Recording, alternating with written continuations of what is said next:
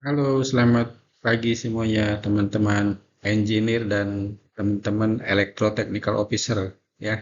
Selamat pagi dan sampai ketemu lagi di acara tentang sistem-sistem kelistrikan yang terdapat di pesawat bantu. Ini tentunya distribusi kelistrikan ya. Distribusi kelistrikan ini di kapal adalah komponen utama yang dapat menggerakkan seluruh permesinan. Seperti sama-sama kita ketahui bahwa di kapal itu tentunya cukup kompleks, ya.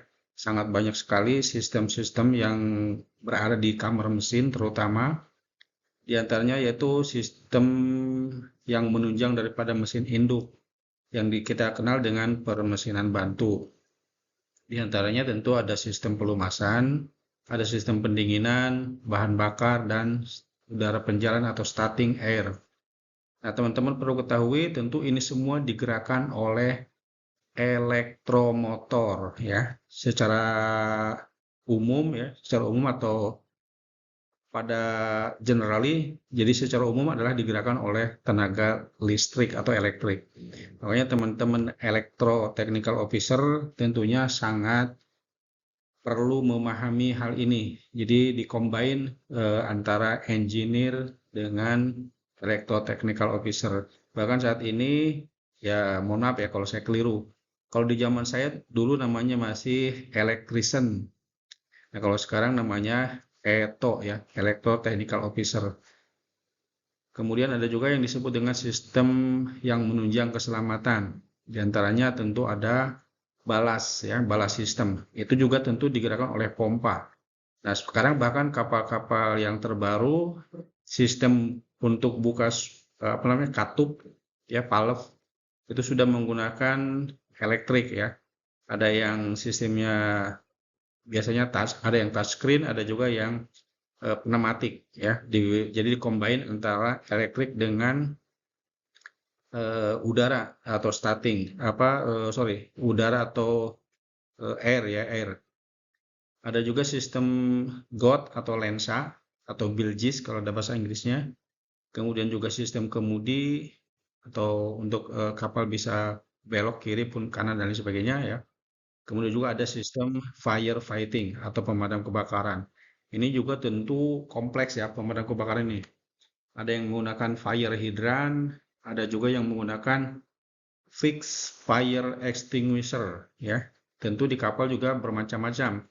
Ada yang foam, ada yang dilengkapi dengan foam fire extinguisher, ada juga yang dilengkapi dengan CO2 atau CO2 fire extinguisher.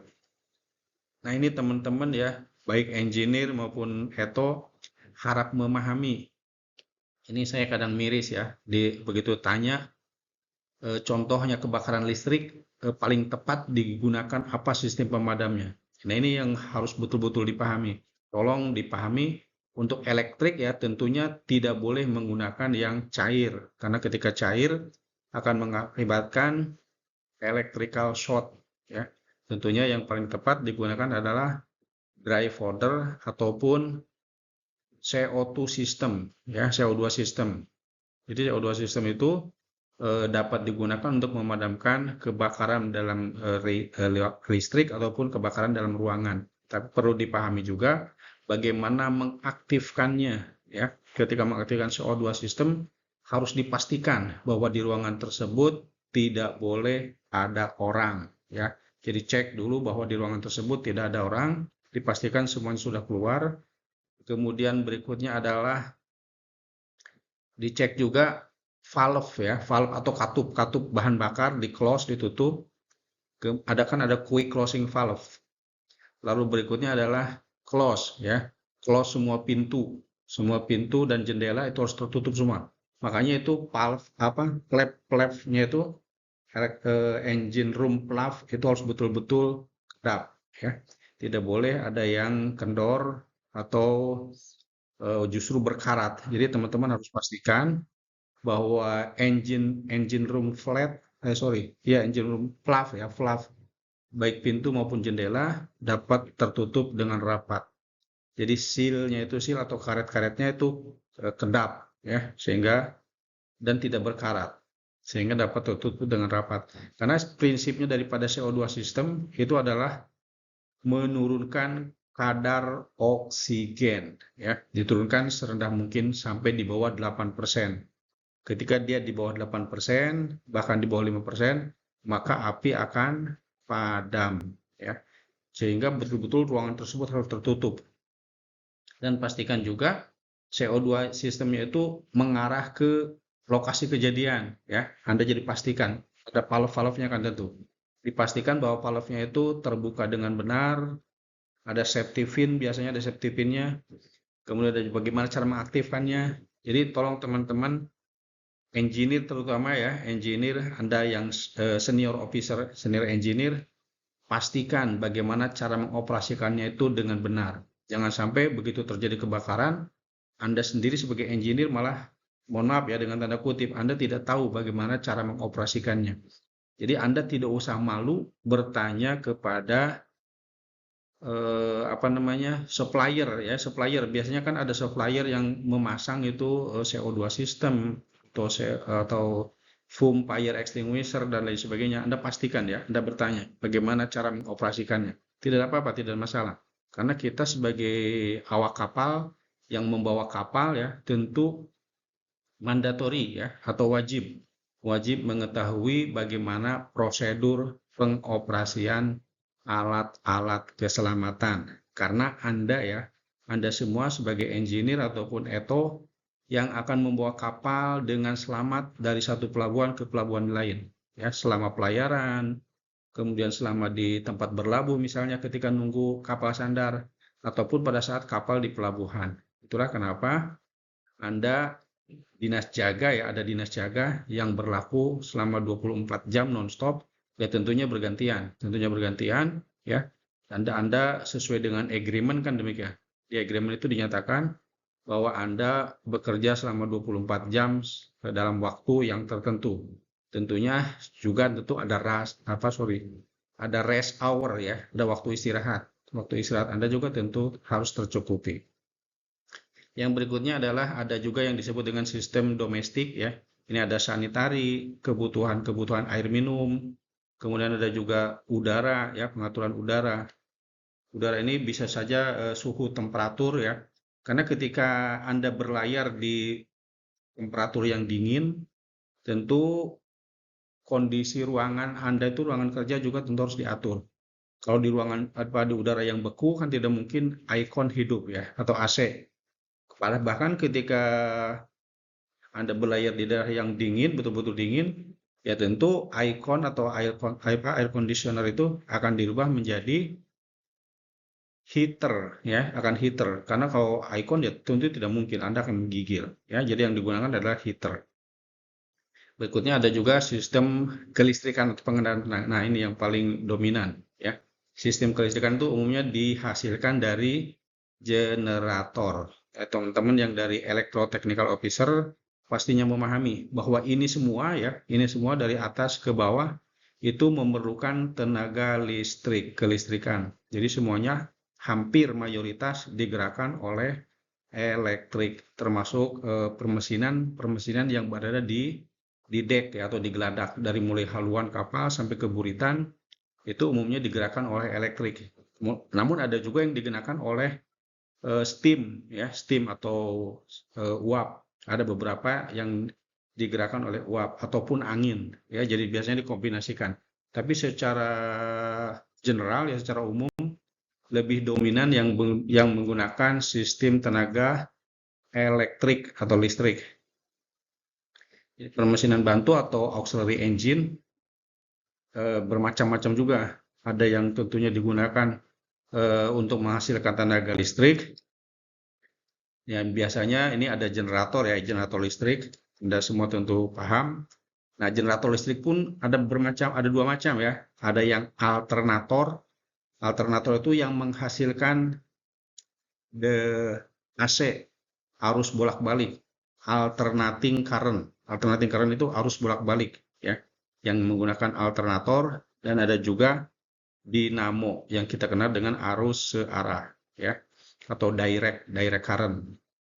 Kalau untuk alternator itu biasanya terdapat di eh, untuk pembangkit tenaga listrik tadi ya, yang arus AC, sorry, ya, sorry, ya, iya, arus dari AC itu arus bolak-balik ya, arus bolak-balik, alternating current. Kemudian ada juga ini beberapa permesinan bantu yang digerakkan oleh, nah pembergeraknya itu mesin diesel atau secara mekanik. Yang Anda lihat di generator ya, pembangkit tenaga listrik. Nah, di kapal itu tentu biasanya ya, umumnya digunakan oleh genset. Nah, kalau Anda lihat seperti ini, saya yakin teman-teman engineer akan lebih paham. Biasanya engineer itu di bagian mekaniknya, ya, di bagian permesinannya. Kemudian ketika elektrik, nah biasanya teman-teman engineer, ya mohon maaf, dengan tanda kutip, biasanya agak kurang paham ya. Tapi biasa kalau chief engineer itu merasa, saya kan chief engineer, saya paling tahu semua. Seharusnya tidak boleh begitu ya. Karena ada juga teman peto ya, teman electrotechnical officer yang pastinya lebih paham ya, karena manusia itu demikian. Manusia diciptakan oleh Yang Maha Kuasa, masing-masing ada kelebihan dan kekurangannya. Tapi namun demikian, kalau Anda mau mempelajari semuanya juga tentu boleh ya. Seorang engineer, kalau Anda mau belajar juga tentang elektrik, ya tentu tidak ada salahnya, silahkan. Dan justru lebih baik, lebih bagus demikian ya. Jadi Anda sebagai engineer, Anda juga belajar listrik. Demikian sebaliknya ya. Anda sebagai electrotechnical officer, Anda juga belajar tentang engine. Namun ya sorry, namun mudah-mudahan saya tidak keliru. Di ijazah itu kan tentu ada yang aktif, yang harus on ya. Biasanya dipilih salah satu. Kalau Anda chief engineer, Anda juga punya ijazah ETO, nah biasanya diminta untuk memilih karena masa aktifnya itu di endorsement ya tentu itu ada yang mana, yang apakah ATT 1 ataukah Electro Technical Officer yang diaktifkannya ya. Mudah-mudahan saya tidak keliru, kira-kira demikian. Ini pembangkit tenaga listrik atau alternator tadi yang menghasilkan arus AC ya. Namun ada juga arus DC tentunya. Yang mesin dieselnya tentu bermacam-macam ya. Mereknya itu bisa bermacam-macam. Bisa Yanmar, bisa Caterpillar, bisa Cummins dan lain sebagainya ya. Itu merek bermacam-macam.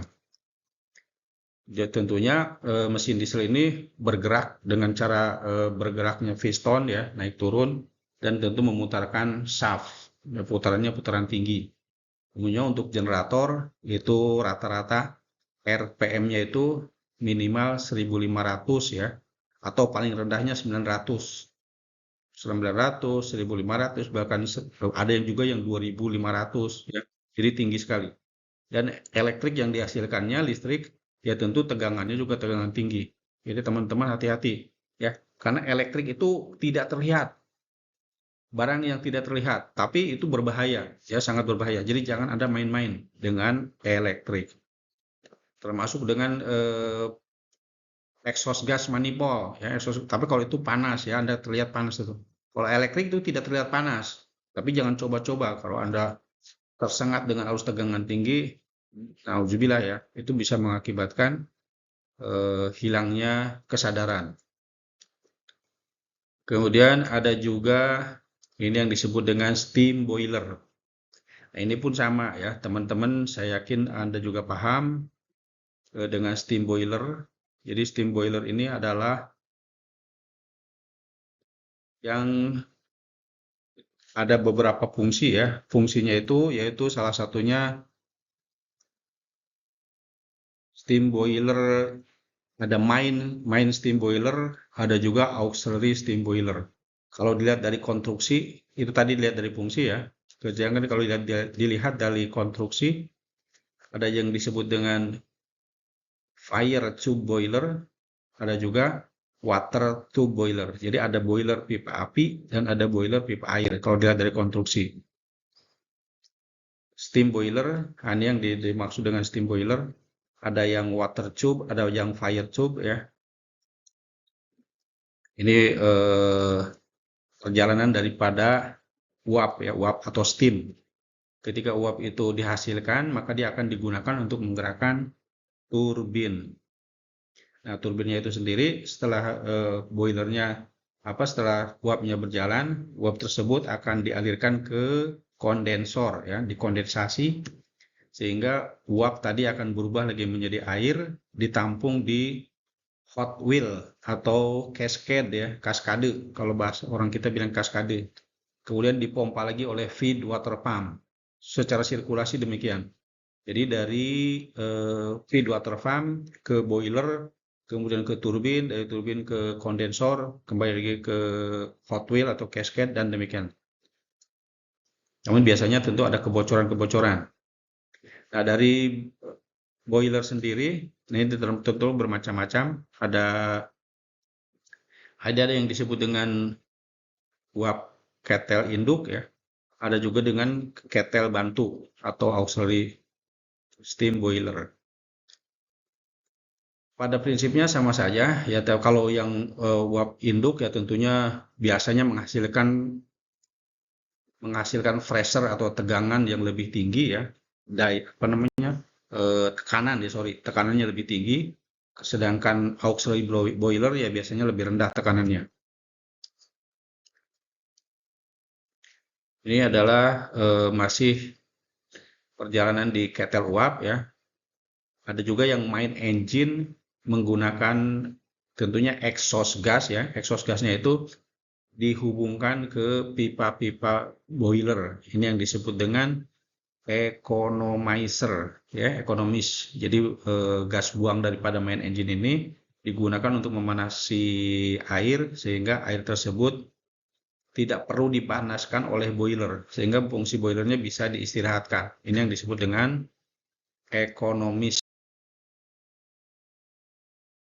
economizer ya.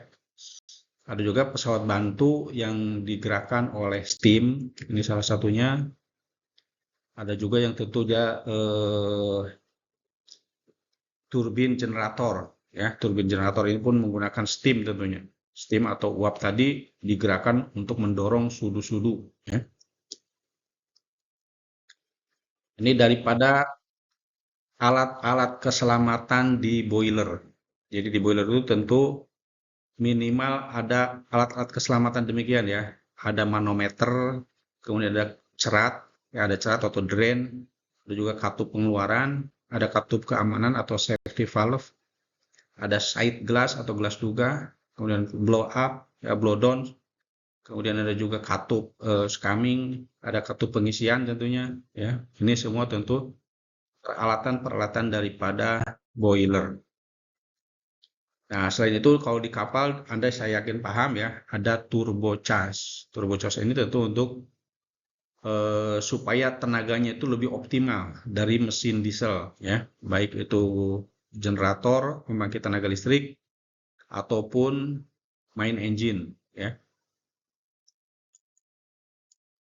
Gas buang daripada mesin diesel tadi tentu didorong keluar oleh turbo charge.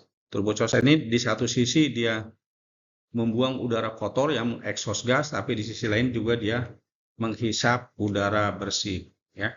Jadi ada pembilasan, makanya sisinya itu berbeda, sudutnya berbeda ya. Di satu sisi seputarannya sama, tetap putarannya sama, namun sudutnya yang dibuat berbeda. Di satu sisi dia membuang exhaust gas ya, gas buang, tapi di sisi lain dia menghisap udara bersih untuk pembilasan. Kalau Anda perhatikan kan ada yang pakai filter ya, ada pakai filter udara, ada juga yang menuju ke cerobong. Ini yang menuju ke cerobong tentu exhaust ya, yang temperatur tinggi, di temperaturnya itu biasa di atas 400 derajat Celcius. Bahkan keluar dari main engine ataupun generator bisa di atas 600 ya, di atas 600 derajat Celcius. Tapi itulah makanya luar biasanya. Di satu sisi dia udara panas, di sisi lain udara dingin ya. Itulah makanya turbo charge ini dilengkapi dengan bearing ya. Bearing itu harus betul-betul terjaga dan tidak boleh ada kebocoran. Karena ketika ada kebocoran pelumas itu bisa mengakibatkan terjadinya kebakaran.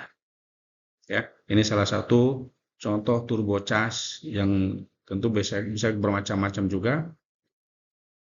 merek ya, mereknya juga bersama macam-macam.